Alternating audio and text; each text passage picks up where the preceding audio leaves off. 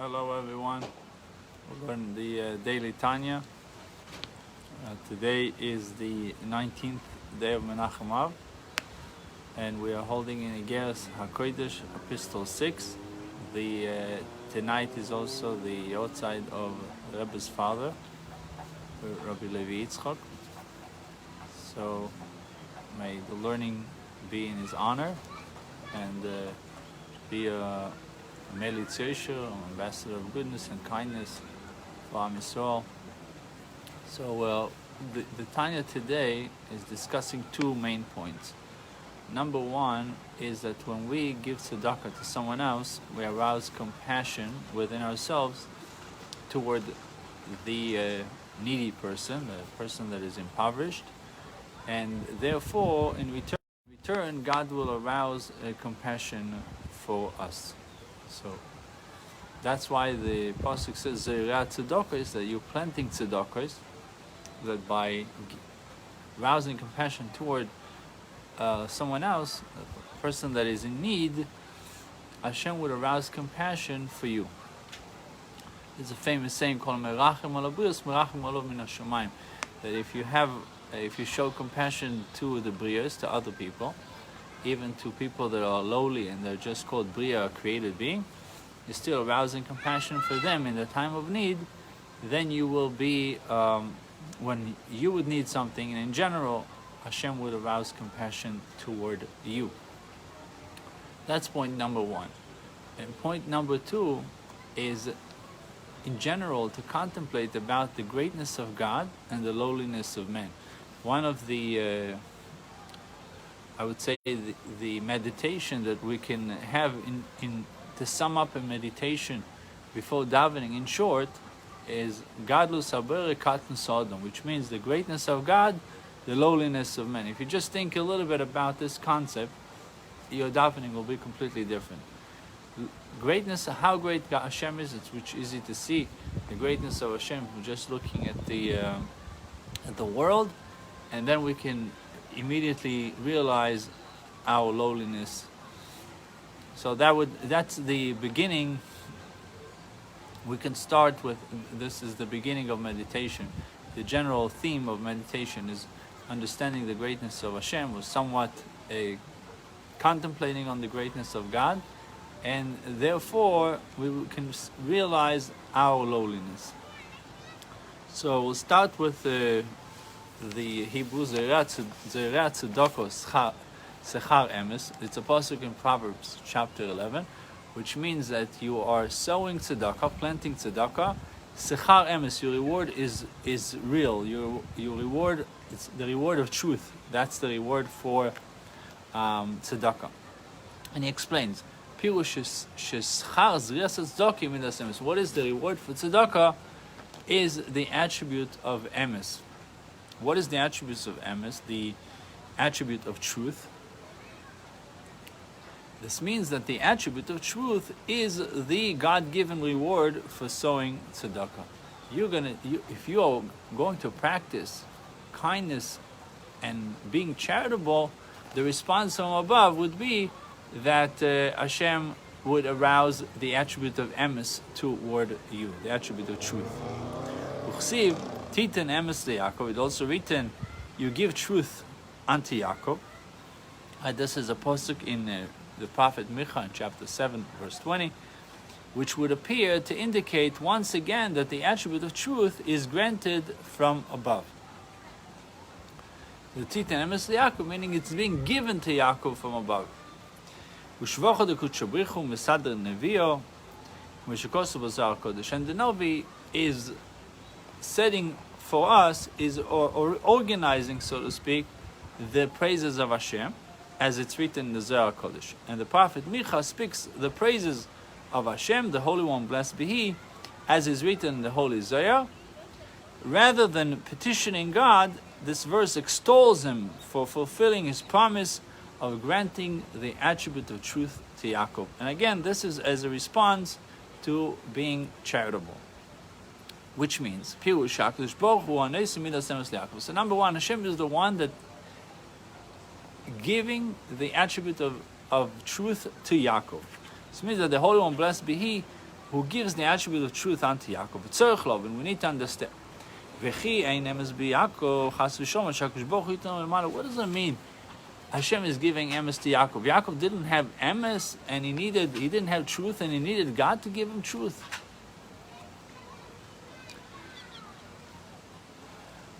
So the answer is, it's known that Yaakov's attribute was the attribute of Rachmonus, of mercy. Avram is kindness, Yitzchak is Gevurah, and Yaakov is Rachmonus, is mercy. So that's the three patriarchs. Each one has a different attribute. Not that they didn't have the other attributes, it's just that by them, by Avram, kindness dominated, by Yitzchak, Gevurah dominated, and by Yaakov, mercy dominated. So the attribute of Yaakov is the attribute of compassion. And the service of God, you serving Hashem through compassion,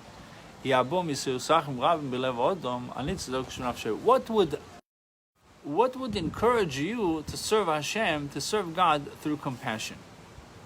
Meaning, why would I serve God through compassion? Maybe through awe.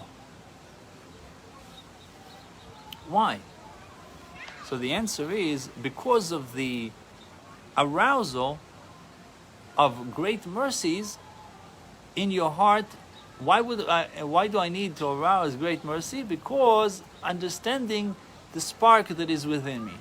Meaning, once I realize where the godly spark that is within every single Jew is coming from such a supernal, lofty place, it's coming down to such a lowly place, I would have mercy on that godly spark that is now captive in a physical reality. So meaning that the godly spark is in a place where it's let's put it this we'll put it this way, it's in a place where it's not comfortable being in there, unless obviously someone is completely working on himself and he's not indulging in any kind of material pursuits. Then you can say that maybe the godly spark is now feeling comfortable. We know that in the time of davening, the time of prayer, the time of learning, the godly spark is being freed. But in general, if you contemplate about that source of your neshama is coming from such a lofty place, from such a godly place, into such a physical reality, you would arouse mercy, great mercy on this godly spark that is embedded in you. It's being dragged to places where it doesn't want to be. When a man finds himself straying, forlorn, in a state of spiritual darkness, he can thus awaken within himself a feeling of compassion for the soul spark within him that he himself has banished from the light of its divine source. That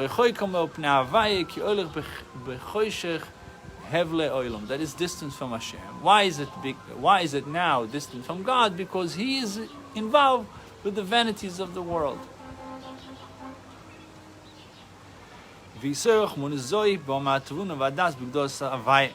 The arousal of compassion itself derives and is proportionate to man's understanding and deep cognition of the greatness of God. Meaning, the more you understand godliness, the more compassion you would have on your godly spark.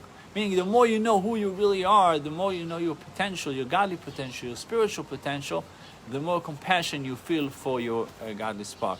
The more you would want to protect it, the more you want to cherish it and guard it from all the physical pursuits and the vanities of the world.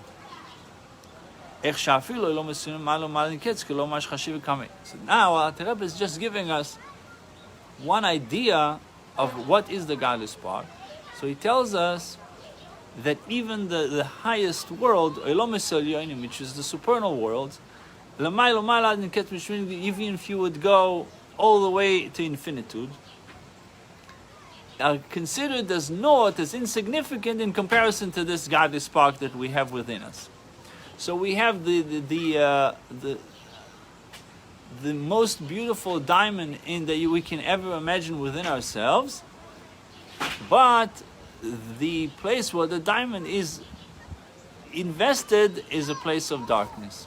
So this is just an idea that Alter Rebbe is giving us to somewhat fathom what is the descent that the Gadol Spark had to go through. And obviously, if you contemplate on it, you would come to have compassion for your Gadol Spark. It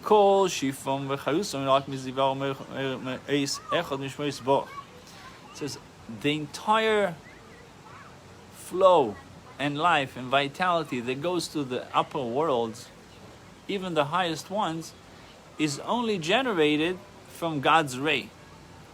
Kimaima, as it's written, that the world to come was created, all the high upper worlds were created with the letter Yud.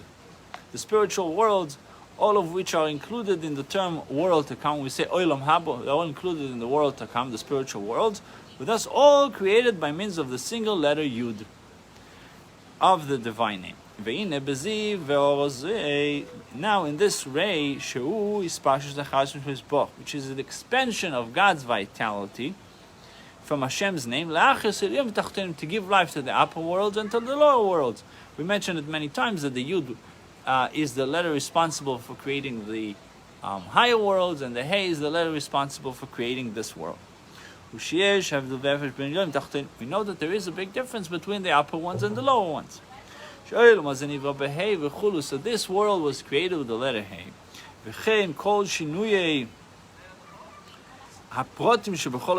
Also all the variety of details within each world. Is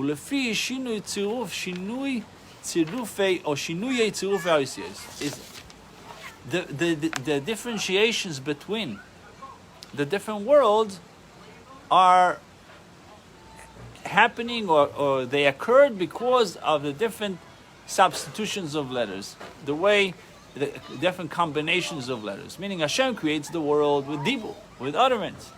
Now the question is, what did he say? We can say that there is infinite amount of variations. We got 22 letters. It is determined by differences in the combinations of letters through which they were created. And similarly, when it comes to the changes in times of past, present, and future, in all the variety of events throughout the changing of times. For these combinations of letters are the conduits of the life-giving force that proceeds from attributes of God's blessed His name. As explained in Likutei Amorim, part 2, chapter 11. All the above mentioned differences are to be found only in the flow of vitality which emanates from God's attribute and which then descends through the letters of His creative speech. As for His blessed being and essence, it says Hashem, it is written, I, God, have not changed. As a result of creation, meaning creation did not cause any type of changes in God's reality or in God's existence. Neither in terms of changes in the progression from the uppermost of levels to the nethermost. Just as Hashem is to be found in the upper worlds, He is found in the lower worlds. You can't say that Hashem there's more presence of godliness in the upper world than in the lower worlds.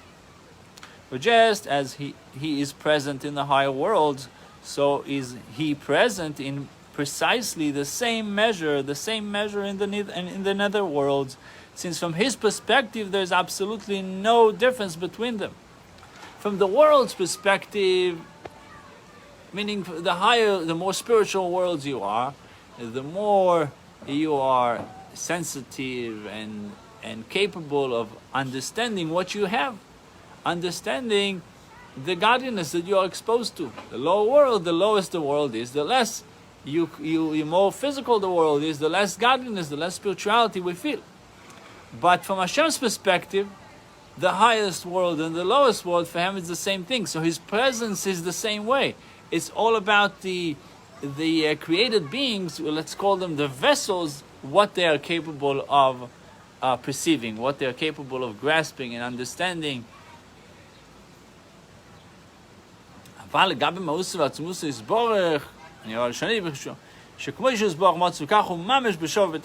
Since from his perspective there is absolutely no difference between them, all are equally distant from him, for no thought can apprehend them at all, even in the higher worlds. As explained in Likutei Amorim, Chelek Aleph, Perek Nun Aleph, Part 1, Chapter 51. The higher and lower worlds differ only in relation to the stream of life-giving energy that flows forth from him. This vitality is more revealed in the higher worlds than in the lower worlds. So what is the difference? Only in relation to the stream of life-giving energy that flows forth from him, this vitality is more revealed in the higher worlds than in this lower world. Why? Because the higher worlds are more spiritual, therefore they're capable of perceiving more. Nor be, in terms of temporal changes, is there any difference from God's perspective? In terms of temporal changes, is there any difference from God's perspective? But just as he was alone and unique, one and unique, before the 6 days of creation, so he now, after creation, meaning nothing changed. But now can God's absolute unity remain unaltered, despite the advent of a whole created universe. Why is it? This is so because everything is absolutely as nothing and naught in relation to his being and essence.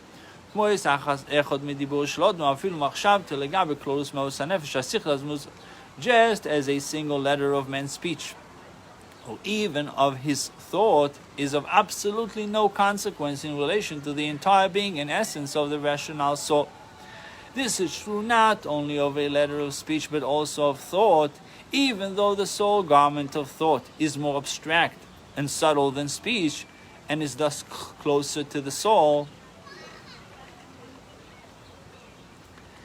It is the intellect of the rational soul that causes the emergence of the emotions. This in turn leads to thought and speech. Thus, in comparison to the essence of the soul itself, which transcends even intellect by far, one letter of speech or even of thought is of absolutely no consequence. However, the above analogy is merely offered just for us to get an idea, metaphorically speaking, to appease the ear, in order to give finite mortals some inkling of the insignificance of creations in the eyes of the Creator, just to give us somewhat of an idea of rather the greatness of God. So if you think about what is the importance of, or the value of one thought or one letter in comparison to the capability of speech, the ability of speaking, or the soul itself, say it's not insignificant. Similarly, when it comes to godliness, while in fact, as it is written, there is no comparison unto you, unlike the single letter of thought or speech that bears some degree of comparison to the soul, albeit as infinite one, creation stands in no proportion whatsoever to the Creator. This is explained also elsewhere in the Likutei Amorim, Part 2, Chapter 9. See there.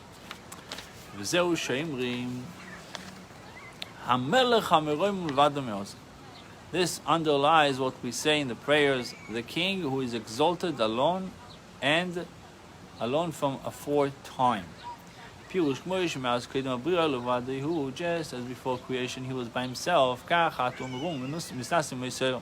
so is he now exalted and elevated beyond the days of the world. This means that he is exalted and elevated, transcending the dimensions of time, which is known as the days of the world. This is so because the life force of all the days of the world, the life force of the dimension of time, derives solely from the spiritual level known as the king, from the Sephirah of Malchus.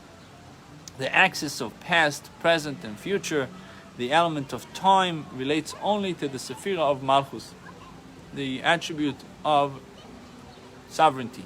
Concerning this level, we may differentiate between the phrases he reigned, he reigns, and he shall reign. However, the Sephiras and attributes that are above Malchus transcend the element of time, as is explained elsewhere. Since God utterly transcends creation, which is absolutely of no consequence in relation to his essence, and therefore it follows that there is extremely great cause to feel compassion for the spark, which is a part of God above, that dwells in the dark and gloomy body, the hide of the snake, as the Zohar calls the body the hide of the snake. For the body is liable to contract impurity by indulging in prohibited things that derive from the three utterly impure klippas, and to become defiled by various lusts. May the Merciful One spare us, involving things which, though permitted, derive from klippas nega. So that it's a discussion for another day. Within klippas, within concealment, within the so to speak, the other side, there's two different levels. There is the level that is completely connected with the other side, and there's the level that is neutral. Gimel klippas atmir, the three impure husk and shells are connected with the other side, and the klippas nega, which is meaning it's a shell, it's a klippa, it's a concealment, but it means noga means a little bit of light, so it's neutral, it's in a neutral state, and it can be used either to it can be utilized to the side of kedusha, the side of sanctity, or it could be utilized to the other side. If not for God serving the man as a shield, and it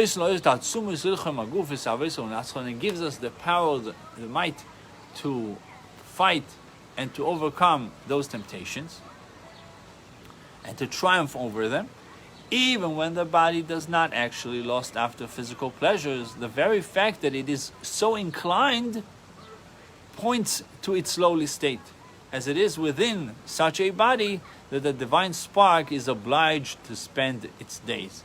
He said, even if you are not a very passionate person, you don't have per se desires to do forbidden things, the fact that there is inclination towards that, pleasures and material pursuits, that alone is already showing the lowliness of the body.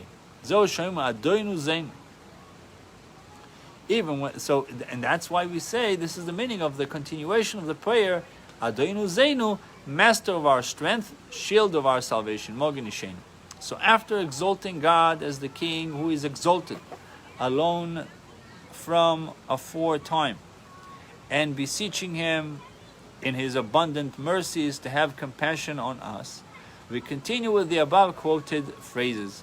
With these words, we affirm that God provides us with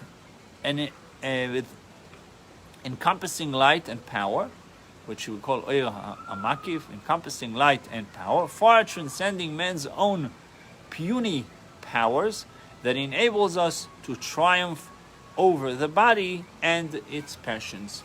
So the takeaway from today's Tanya, reflection of compassion.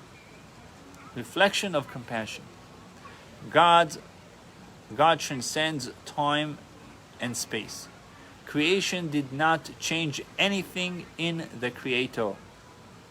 My soul had to descend from the luminous abode into this material world, from the highest places to this material world, my soul has the power to succeed. My soul has the power to succeed. Bruchim Tiyu.